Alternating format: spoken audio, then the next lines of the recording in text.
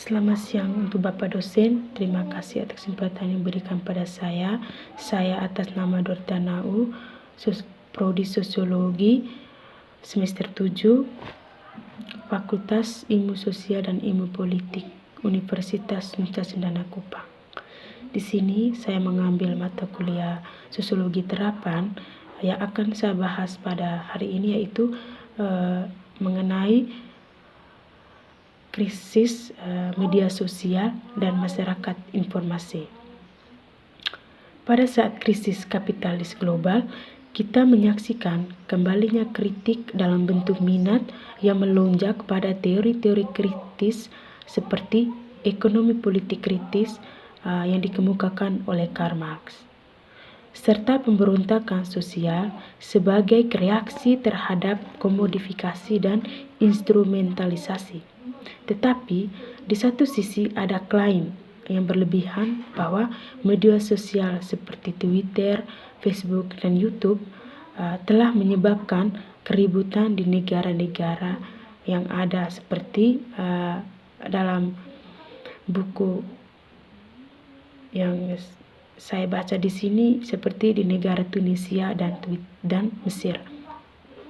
Di sisi lain, muncul suatu pertanyaan, seperti apa peran aktual media sosial dalam kapitalisme kontemporer, krisis pemberontakan, penguatan milik bersama, dan potensi penciptaan demokrasi partisipatoris, serta komodifikasi ini telah menghasilkan komodifikasi dari komunikasi bersama, termasuk komunikasi internet yang pada saat ini sebagian besar bersifat komersial atau sudah jejaring di mana-mana maupun di dunia ini. Yang kedua yang akan saya bahas di sini itu masyarakat informasi. Pada saat masyarakat informasi ada ketertarikan untuk dapat menganalisis dalam konteks masyarakat, yaitu dalam hubungan dengan interaksi ekonomi, politik, dan budaya, dan struktur kekuasaan, pola stratifikasi dan ketidaksetaraan yang membentuk masyarakat kapitalis kontemporer. Ada banyak label yang dapat digunakan seseorang untuk menggambarkan masyarakat kontemporer seperti kapitalisme, menggambarkan bahwa masyarakat saat ini dengan cara yang lebih luas atau dengan cara yang lebih kritis daripada masyarakat yang hanya memberikan informasi atau hanya memberikan pengetahuannya saja, yang terlalu sering ditangkap oleh kepentingan yang sangat berdominan dalam rangka untuk memajukan kebijakan neoliberal. Meskipun demikian, media atau pekerja pengetahuan dan teknologi informasi juga memainkan peran yang sangat penting tertentu dalam masyarakat kontemporer, dan pada masyarakat informasi ini juga tidak boleh ditolak, tidak boleh kita memberikan argumen yang sangat tidak setuju dari pihak sebelah, tetapi kita harus bisa dinilai secara kritis. Di sini kita akan menjelaskan mengenai informasi itu seperti apa. Informasi adalah salah satu dari beberapa dimensi yang relevan dalam masyarakat kontemporer. Sama halnya seperti kita pada saat ini, di mana kita hidup di tengah masyarakat, di tengah keluarga, di tengah kebersamaan kita dalam kapitalisme informasional. Hidup dalam kapitalisme yang ada serbaguna, seperti kita harus memiliki kapitalisme keuangan, terus kapitalisme hiperindustri, serta kapitalisme krisis. Dalam kapitalisme informasi menunjukkan sejauh mana ekonomi dan masyarakat global kontemporer berbasis informasi dan media. Kecenderungan sebagai kapitalisme informasi berarti tidak boleh menolak atau memuliakan wacana masyarakat informasi dan mengaku bahwa ekonomi informasi kontemporer dibentuk oleh kontradiksi antara kekuatan produktif dan hubungan produksi. Kekuatan produksi informasional atau tenaga kerja, pengetahuan, teknologi informasi, sains, dan pengetahuan teoritis. Berikut akan menjelaskan mengenai krisis kapitalisme. Krisis dan antagonisme kapitalisme. Sebagian besar komentar menyetujui bahwa krisis ekonomi pada akhir tahun 2000-an dipicu oleh finansialisasi, di mana namun berargumen mengenai krisis disebabkan oleh kurangnya regulasi modal keuangan.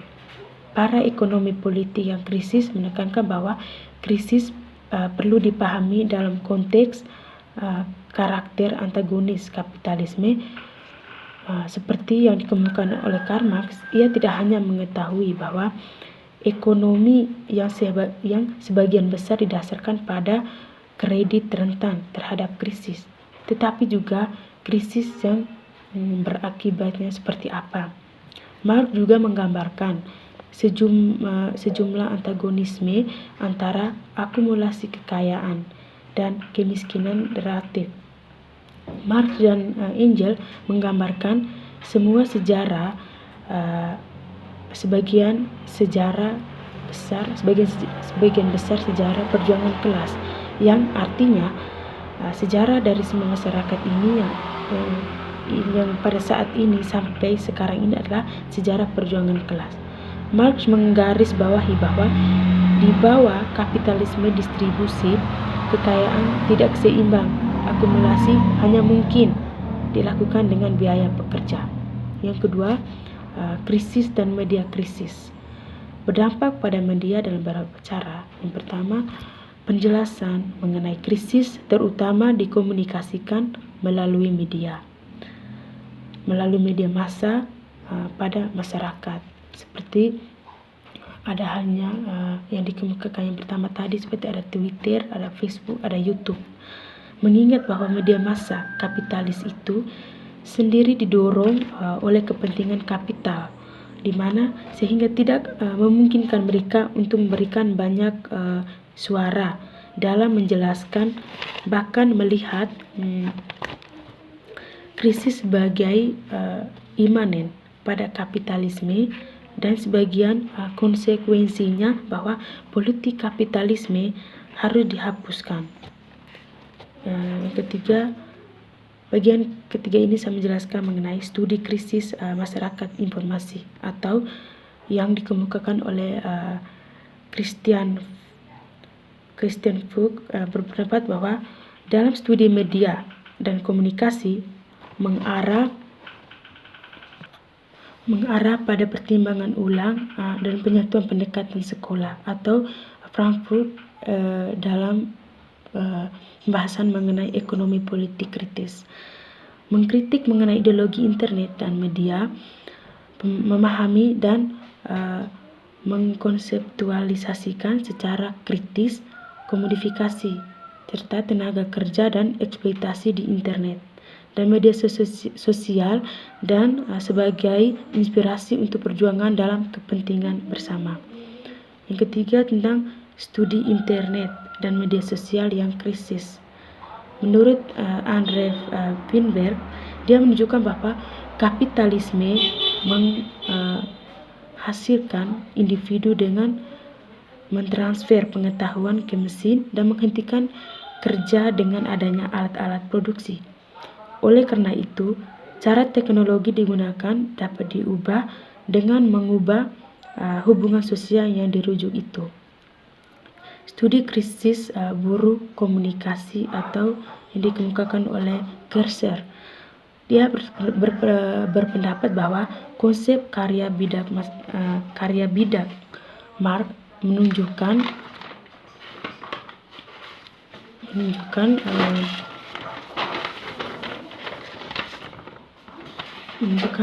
pemahaman tentang eksploitasi jurnalis lepas, atau Gersser menunjukkan hubungan antara kapitalisme dan patriarki, di mana Wanita secara historis dihadapkan pada pembagian kerja berdasarkan gender yang memberikan pekerjaan rumah tangga, pekerjaan keluarga, dan pekerjaan reproduksi kepada mereka. Hal ini seringkali tidak ada bayaran untuk pekerja ini, tidak ada akhir dari pekerjaan, melainkan ketersediaan yang konstan untuk melayani orang lain dan memperhatikan orang lain.